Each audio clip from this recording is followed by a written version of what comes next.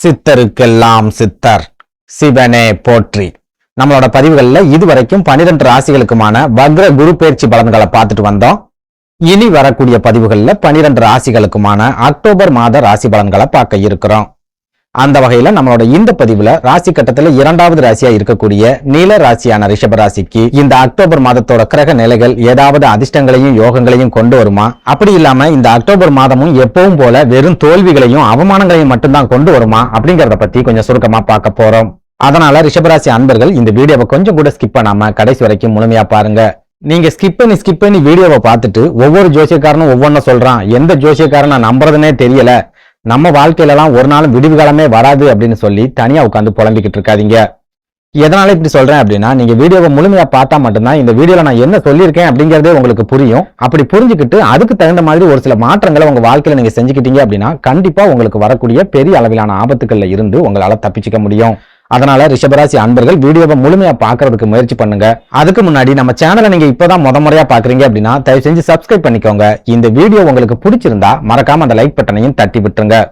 அதை விட முக்கியமா உங்களை மாதிரியே தொடர்ச்சியா அவமானமான ஒரு வாழ்க்கையை வாழ்ந்துட்டு வரக்கூடிய ரிஷபராசிக்காரங்க உங்க நட்பு வட்டாரத்திலேயோ அல்லது சொந்த பந்தத்திலேயோ இருக்காங்க அப்படின்னா அவங்களுக்கு நம்ம வீடியோவை மறக்காம ஷேர் பண்ணி விட்டுருங்க. ரிஷபராசிக்காரங்களை பொறுத்த வரைக்கும் ஒரு மனுஷனுக்கு ஏதாவது ஒரு பிரச்சனை 2 பிரச்சனை வருது அப்படின்னா அந்த பிரச்சனையை எப்படியாவது சமாளிச்சு முட்டி மோதி அந்த பிரச்சனைக்கு தீர்வையும் கண்டுபிடிச்சிட்டு ஒரு வழியா எந்திரிச்சு மேல வந்துடலாம். ஆனா ரிஷபராசிக்காரங்களை பொறுத்த வரைக்கும் தினம் நூற்றுக்கணக்கான பிரச்சனைகளை தொடர்ச்சியா இவங்க சந்திச்சுக்கிட்டே வராங்க. பிரச்சனைகள் அப்படிங்கிறது தோண்ட ஊறிக்கிட்டே இருக்கக்கூடிய ஊத்து தண்ணி மாதிரி இவங்களுக்கு தொடர்ச்சியா வந்துகிட்டே இருக்குது. ஒரு பிரச்சனை போனா அடுத்த உடனே இன்னொரு பிரச்சனை அப்படிங்கிறது இவங்களுக்கு ரெடியா இருக்கும்.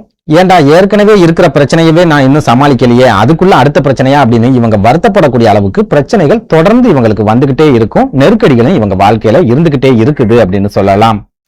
அதுலயும் முக்கியமா கடந்த 4 மாதங்களை எடுத்துக்கிட்டோம் அப்படின்னா பெரும்பாலான ரிஷபராசிக்காரங்களுக்கு உடல் ஆரோக்கியத்துல தவிர்க்க முடியாத பாதிப்புகள் அப்படிங்கிறது கட்டாயமா ஏற்பட்டிருக்கு. ஹாஸ்பிட்டல் பக்கமே இதுவரைக்கும் போகாத ரிஷபராசிக்காரங்க கூட இந்த 4 மாதங்கள்ல ஹாஸ்பிட்டலுக்கும் வீட்டுக்கும் நடையா நடந்துகிட்டு இருக்காங்க. கைகள்ல இருக்கிற கொஞ்ச நஞ்ச பணத்தையும் மருந்து மாத்திரைகளுக்காக செலவு பண்ணிட்டு ரொம்பவே நெருக்கடியான ஒரு வாழ்க்கையை இந்த 4 மாதங்கள்ல வாழ்ந்துட்டு வராங்க அப்படின்னு சொல்லலாம். அதுலயும் முக்கியமா குரு பகவான் எப்போ ரிஷபராசியில வந்து உட்கார்ந்தாரோ அப்பவே இவங்களுக்கு 7ஆம் நாட்டு சனி பிடிச்ச மாதிரி ஒவ்வொரு பிரச்சனைகளா தோண்ட வந்துகிட்டே இருக்குது. பிரச்சனைகளுக்கு மேல பிரச்சனைகள் வந்துகிட்டே இருக்கிறதால நம்ம ராசியில உண்மையிலேயே குரு பகவான் தான் உட்கார்ந்துருக்காரா, அப்படி இல்லைன்னா 7ஆம் நாட்டு சனி பகவான் வந்து உட்கார்ந்துட்டாரா அப்படின்னு இவங்களே சந்தேகப்படக்கூடிய அளவுக்கு இவங்க வாழ்க்கை போய்கிட்டு இருக்கு அப்படின்னு சொல்லலாம். அதே போல குரு பகவான் ஜென்ம ராசியில இருக்காரு அப்படின்னா அவர் நிறைய வாய்ப்புகளை உருவாக்கி கொடுப்பார், நிறைய யோகங்களை கொண்டு வருவார், பண வரவை அதிகரிச்சு கொடுப்பார், உடல் ஆரோக்கியத்திலையும் நல்ல விதமான முன்னேற்றத்தை கொடுப்பார் அப்படின்னு பெரும்பாலான ஜோதிடர்கள் சொல்லிக்கிட்டு இருந்தாங்க. ஆனா உண்மையிலேயே எப்போ குரு பகவான் ரிஷபராசியில வந்து உட்கார்ந்தாரோ அப்பவே இருந்து இவங்களோட சோதனைகளும் போராட்டங்களும் 2 மடங்கா அதிகரிச்சிருச்சு அப்படின்னு சொல்லலாம். ஒரு இம்மி அளவு கூட நல்ல விதமான முன்னேற்றங்களையோ அல்லது நல்ல விதமான பலன்களையோ குரு பகவான் ரிஷபராசிக்காரங்களுக்கு இப்போ வரைக்கும் கொடுக்கவே இல்லை அப்படின்னு சொல்லலாம். இதனால பெரும்பாலான ரிஷபராசிக்காரங்க இந்த நொடி வரைக்கும் குடும்ப வாழ்க்கையில பிரச்சனைகளையும் அவமானங்களையும் தொடர்ச்சியா சந்திச்சுக்கிட்டே வராங்க. வேலை செய்யற இடங்கள்ல நிம்மதி இல்லாம நிறைய நெருக்கடிகளுக்கு மத்தியில தான் வேலைகளை பார்த்துக்கிட்டு இருக்காங்க. சொந்த தொழில் செய்யறவங்க தொழில பெரிய அளவுல வளர்ச்சி இல்லாம ஒரு மாதிரியான மந்த நிலைமையை சமீப காலமா சந்திச்சுட்டு வராங்க. ஒரு சிலர் தொழில வீழ்ச்சிகளையும் நஷ்டங்களையும் சமீப காலமா சந்திச்சிருக்காங்க. போதாக்குறைக்கு இவங்களோட உடல் ஆரோக்கியத்திலையும் தொடர்ச்சியான பாதிப்புகள் அப்படிங்கிறது ஏற்பட்டுக்கிட்டே வருது. இது மூலமா பெரும்பாலான ரிஷபராசிக்காரங்க சமீப காலமா பண நெருக்கடியை சந்திச்சிருக்காங்க. ஒரு சிலர் கடன் சம்பந்தமான நெருக்கடிகள்ல சிக்கி சீரழிஞ்சுக்கிட்டு இருக்காங்க அப்படின்னு சொல்லலாம். இப்படி ஒரு நெருக்கடியான சூழல்ல இந்த அக்டோபர் மாதத்தோட கிரக நிலைகளாவது ரிஷபராசிக்காரங்களோட வாழ்க்கையில ஏதாவது மாற்றங்களை கொண்டு வருமா, சின்ன சந்தோஷங்களையாவது ஏற்படுத்தி கொடுக்குமா அப்படிங்கறத பத்தி பார்க்கலாம். அந்த வகையில இந்த அக்டோபர் மாதத்தோட கிரக நிலைகளை ஆராய்ச்சி பார்க்கும்போது குரு பகவான் உங்களோட ஜென்ம ராசியான ரிஷபராசியில உட்கார்ந்திருக்கார். ராகு பகவான் உங்களோட லாபஸ்தானம் அப்படின்னு சொல்லப்படுற மீன ராசியில உட்கார்ந்திருக்கார். கேது பகவான் உங்களோட பூர்வ புண்ணிய ஸ்தானம் அப்படின்னு சொல்லப்படுற கன்னி ராசியில உட்கார்ந்திருக்கார். செவ்வாய் பகவான் மாதத்தோட தொடக்கத்துல உங்களோட குடும்ப ஸ்தானம் அப்படின்னு சொல்லப்படுற மிதுன ராசியில உட்கார்ந்திருப்பார். அக்டோபர் 21ஆம் தேதிக்கு அப்புறமா சகோதர ஸ்தானம் அப்படின்னு சொல்லப்படுற கடகராசிக்கு பயிற்சி ஆவார். அதுவே சூரிய பகவான் எடுத்துக்கிட்டோம் அப்படின்னா மாதத்தோட தொடக்கத்துல உங்களோட பூர்வ புண்ணிய ஸ்தானம் அப்படின்னு சொல்லப்படுற கன்னிராசியில கேது பகவானோட இணைஞ்சு உட்கார்ந்திருப்பார்.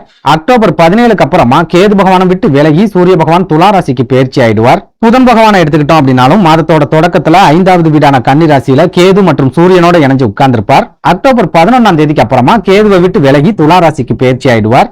உங்க ராசிக்கு அதிபதியான சுக்கிர பகவான் மாதத்தோட தொடக்கத்துல சத்துருஸ்தானம் அப்படின்னு சொல்லப்படுற துலா ராசியில உட்கார்ந்திருப்பார். அக்டோபர் 13ஆம் தேதிக்கு அப்புறமா அவர் உங்களோட களத்திர ஸ்தானம் அப்படின்னு சொல்லப்படுற விருச்சிக ராசிக்கு பயிற்சி ஆயிடுவார். இந்த கிரக அமைப்புகளை வச்சு நம்ம பார்க்கும்போது இந்த அக்டோபர் மாதத்துல ரிஷபராசி அன்பர்களுக்கு பெரிய அளவுல யோகங்கள், திடீர் அதிர்ஷ்டங்கள் அப்படிங்கறதெல்லாம் கிடைக்கிறதுக்கு வாய்ப்பே இல்லை. அதே நேரம் நீங்க சந்திச்சுட்டு வரக்கூடிய பெரும்பாலான வேதனைகள்ல இருந்து கொஞ்சம் ரிலீஃப் அப்படிங்கிறது உங்களுக்கு கிடைக்கும். அப்பாடா அப்படின்னு நீங்க நிம்மதி பெருமூச்சு விடக்கூடிய அளவுக்கு ஒரு சில வாய்ப்புகளையும் இந்த அக்டோபர் மாதம் உங்களுக்கு ஏற்படுத்தி கொடுக்கும் அப்படின்னு சொல்லலாம். அதே சமயம் இந்த அக்டோபர் மாசத்துல உங்களுக்கு கிடைக்கக்கூடிய சின்ன சின்ன வாய்ப்புகளையும் நீங்க பயன்படுத்திக்க முயற்சி பண்ணணும். வாய்ப்புகளை தவற விட்டுட்டீங்க அப்படின்னா திரும்பவும் உங்களுக்கான வாய்ப்புகள் அவ்வளவு சுலபத்துல கிடைக்காது அப்படிங்கறத ஞாபகத்துல வச்சுக்கணும். குறிப்பா இந்த அக்டோபர் மாதத்தோட தொடக்கத்துல சூரிய பகவான் 5வது வீட்டுல இருப்பாரு அப்படிங்கறதால தொழில் ரீதியா ஓரளவுக்கு வளர்ச்சி அப்படிங்கறத இந்த மாதத்தோட தொடக்கத்துல நீங்க எதிர்பார்க்கலாம். தொடர்ச்சியா தொழில மந்த நிலைமையை மட்டுமே சந்திச்சுட்டு வரவங்களுக்கு கூட நல்ல விதமான எழுச்சி அப்படிங்கிறது இந்த காலகட்டத்துல கண்டிப்பா கிடைக்கும். தொழில் சிறப்பா நடக்கும் அப்படிங்கும் போது அதுக்கு தகுந்த மாதிரியான பணம் வரவும் இந்த அக்டோபர் மாதத்தோட தொடக்கத்துல உங்களுக்கு சிறப்பாவே இருக்கும். பெரிய அளவுல பண நெருக்கடி அப்படிங்கிறது மாதத்தோட முதல் 15 நாட்கள்ல உங்களுக்கு இருக்காது அப்படின்னு சொல்லலாம். அதே சமயம் மாதத்தோட பிற்பகுதியை எடுத்துக்கிட்டோம் அப்படின்னா தொழில் சிறப்பாவே நடக்கும். தொழில பெரிய அளவுல பிரச்சனைகள் இருக்காது. அதே சமயம் செலவுகள் அப்படிங்கிறது 2 மடங்கா அதிகரிக்கும். நீங்களே நினைச்சாலும் உங்களோட செலவுகளை கட்டுப்படுத்த முடியாத அளவுக்கு நிறைய செலவுகள் அப்படிங்கிறது இருந்துகிட்டே இருக்கும். முக்கியமா மாதத்தோட பிற்பகுதியில சூரிய பகவான் உங்களோட சத்ருஸ்தானம் அப்படின்னு சொல்லப்படுற துலா ராசிக்கு பயிற்சி ஆவார் அப்படிங்கறதால தவிர்க்க முடியாத விரைய செலவுகள் அப்படிங்கிறது உங்களுக்கு கட்டாயமா இருக்கும். உங்க எதிரிகள் மூலமாவும் நிறைய நெருக்கடிகள் அப்படிங்கிறது மாதத்தோட பிற்பகுதியில ஏற்படும். இதனால சொந்த தொழில் அல்லது வியாபாரம் செய்யக்கூடிய ரிஷபராசிக்காரங்க மாதத்தோட முதல் 15 நாட்களை முழுமையா பயன்படுத்திக்க முயற்சி பண்ணுங்க. மாதத்தோட பிற்பகுதியில உங்களோட தொழில் சம்பந்தமா எந்த ஒரு முயற்சியுமே எடுக்காதீங்க. குறிப்பா இந்த மாதத்தோட முதல் 15 நாட்கள்ல உங்களுக்கு பெரிய அளவுல செலவுகள் இருக்காது அப்படிங்கறதால அந்த காலகட்டத்துல ஓரளவுக்கு நீங்க பணத்தை சேமிச்சு வச்சுக்கிட்டீங்க அப்படின்னா மாதத்தோட பிற்பகுதியில பண நெருக்கடி இல்லாத ஒரு வாழ்க்கையை உங்களால வாழ முடியும். ஒரு சில ரிஷபராசிக்காரங்க வாங்கின கடன்களை சொன்ன தேதியில திருப்பி கொடுக்கறதுக்கு கூட இந்த அக்டோபர் மாதத்தோட முதல் 15 நாட்களும் அதிகமான வாய்ப்புகள் அப்படிங்கிறது இருக்குது. அடுத்ததா குடும்ப வாழ்க்கையை எடுத்துக்கிட்டோம் அப்படின்னா இந்த அக்டோபர் மாசத்துல கணவனுக்கும் மனைவிக்கும் இடையில ஈகோ பிரச்சனை அப்படிங்கிறது கண்டிப்பா இருக்கும். நீ பெரியவனா நான் பெரியவனா அப்படிங்கிற வாக்குவாதங்கள் கூட அடிக்கடி ஏற்படும். ஒரு சில ரிஷபராசிக்காரங்களுக்கு 3வது நபர் மூலமா கூட உங்க குடும்ப வாழ்க்கையில பிரச்சனைகள் ஏற்படுறதுக்கு அதிகமான வாய்ப்புகள் அப்படிங்கிறது இருக்குது.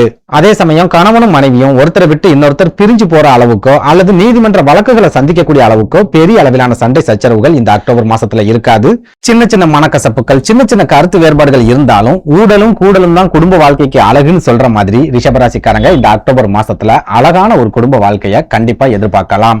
அதே போல திருமணத்துக்காக காத்திருக்கக்கூடிய ரிஷபராசிக்காரங்களை எடுத்துக்கிட்டோம் அப்படின்னா திருமண தடைகள் இந்த அக்டோபர் மாசத்துல முழுமையா விலகுமா அப்படின்னு கேட்டா முழுமையா விலகக்கூடிய வாய்ப்புகள் அப்படிங்கிறது ரொம்பவே குறைவா தான் இருக்குது. அதே சமயம் இந்த அக்டோபர் மாதத்தோட பிற்பகுதியில ஒரு சில ரிஷபராசிக்காரங்களுக்கு வரன்கள் தேடி வரக்கூடிய வாய்ப்புகள் அப்படிங்கிறது இருக்குது. இன்னும் ஒரு சிலருக்கு திருமண பேச்சுவார்த்தைகளை தொடங்கக்கூடிய வாய்ப்புகளும் இந்த மாதத்தோட பிற்பகுதியில இருக்குது. அதே சமயம் இந்த திருமண பேச்சுவார்த்தைகள் உங்களை திருமண வாழ்க்கையில கொண்டு போய் இணைக்குமா அப்படின்னு கேட்டா இந்த அக்டோபர் மாசத்துல அதற்கான வாய்ப்புகள் அப்படிங்கிறது குறைவா தான் இருக்குது. அதனால பெரிய அளவுல மனசுக்குள்ள எதிர்பார்ப்புகளை வச்சுக்கிட்டு திருமணம் சம்பந்தமான பேச்சுவார்த்தைகளை தொடங்காதீங்க. நீங்க வரன் பார்க்க போறதாவே இருந்தாலும் எந்த எதிர்பார்ப்புமே இல்லாம இறைவன் மேல பாரத்தை போட்டுட்டு போயிட்டு வாங்க.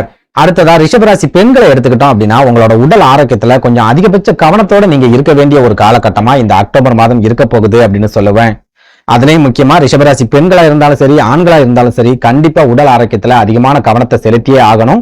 உங்களோட உடல் ஆரோக்கியத்துல நீங்க கவனம் செலுத்தல அப்படின்னா அந்த உடல் ஆரோக்கிய பாதிப்புகள் உங்களை முழுமையா முடக்கி போடக்கூடிய ஒரு காலகட்டமாவே இந்த அக்டோபர் மாதமும் இருக்கும் அப்படின்னு சொல்லலாம். சுருக்கமா சொல்லணும் அப்படின்னா இந்த அக்டோபர் மாசத்துல உங்களுக்கு ஓரளவுக்கு பண நெருக்கடி அப்படிங்கிறது குறையும். அதே நேரத்துல உடல் ஆரோக்கியத்துல ஒரு சில பாதிப்புகள் அப்படிங்கிறது கட்டாயமா இருக்கும். நன்றி, வணக்கம்.